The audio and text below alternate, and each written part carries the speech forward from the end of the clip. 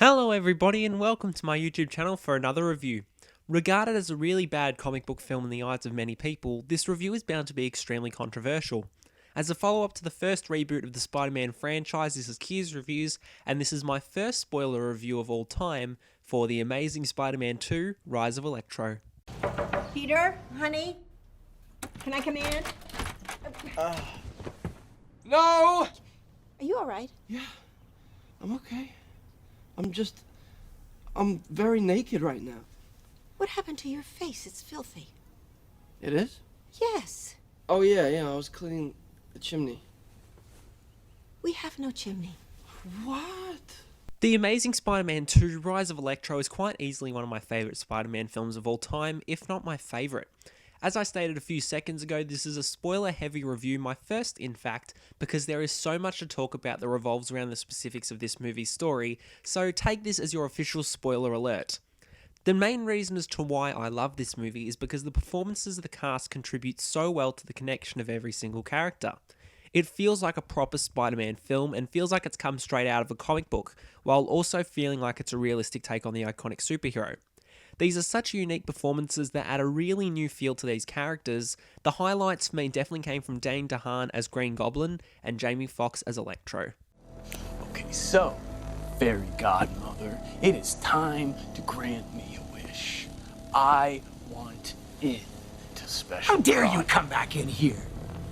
You recalcitrant, unworthy, defective urch. Freaks. Oh, God, I'm sorry. That's just not the answer we were looking for. Let's start off with what was absolutely spectacular, and that mainly centers around Jamie Foxx's portrayal of Electro.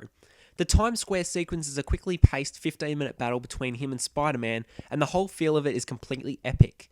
The music blends in so well not only with that scene but with the whole film.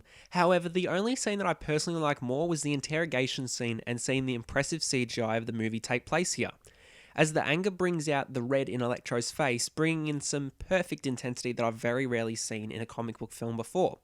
The movie's special effects are undeniably wonderful, the final battle scene with Electro being some of the best visual effects pre-Avengers era. You feel like you can see through the skin of the character and everything is incredibly intense whenever he's on screen. Everyone in the city is gonna know how it feels to live in my world. A world without power. A world without mercy. A world without Spider-Man. And everyone will be able to see me for who I truly am. And who are you? Don't you know? I'm Electro. Another brilliant performance comes straight from Dane DeHaan as Green Goblin, even though he's mainly portraying Harry Osborn throughout. He's also very intense, and the theme song associated with him is incredibly eerie. Another one of my favourite scenes from this film is when he transforms into the famous villain, his body literally transforming and the flashing green lights adding to the incredible acting from DeHaan. Such an underrated performance. A final nod to the brilliance of Andrew Garfield, significantly improving his performance as Spider-Man in this outing.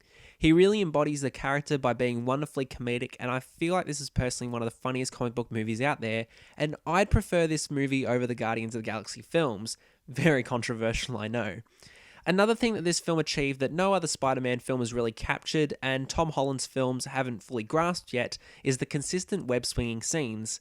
From the opening to the final Electro battle, you feel as if you swing along with Spider-Man. It's probably some of the best scenes to come out of these two movies.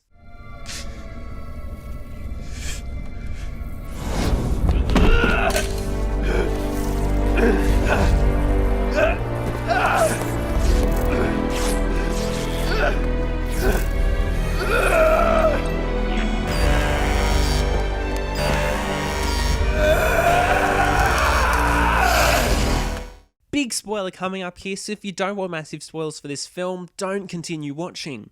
However, as I was saying, the death of Gwen Stacy was a brilliant scene, because it not only brought out some really great acting in Andrew Garfield, but it also set up the belief that superheroes are vulnerable and that the people that are close to these superheroes aren't always safe, so I think that's why this scene hit so hard.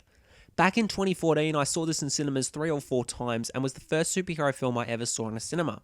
I loved it then and I loved it now, and for a 10-year-old to sit through what was then considered to be a long movie and not fidget at all, enthralled in the film, really proved to me how entertained I was. The movie is incredibly fast-paced, while the final hour doesn't at all feel like it, each scene encased in pure intensity. This film isn't 10 out of 10 material though, despite my 10 out of 10 enjoyment. This mainly is because some of the dialogue is quite cheesy and weak at times, and the Peter Parker storyline proved to be boring during some scenes. I need you. You are my only chance that I have at surviving. You need me. Yes, I need you. I need you, please. Please. Please. I know what it's like to be thrown away. Please, Max. I need you. I need you.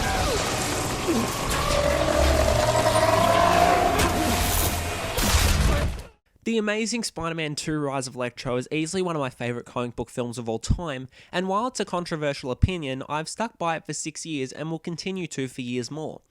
Jamie Foxx's performance as Electro has stuck with me for so long, and the iconic music fused with the brilliant intensity are only some of the aspects that make this movie, maybe pun intended, so amazing. So I'm giving this film a spectacular 9 out of 10. Thank you so much for watching. Have you seen The Amazing Spider-Man 2 Rise of Electro? Let me know below what you thought of it. If you like what you're seeing here and you want to see even more, check out my channel and be sure to have a look at my previous reviews of Trolls World Tour and Onward. As always, be sure to follow and subscribe to my YouTube channel. This has been Kia's Reviews, signing off for now.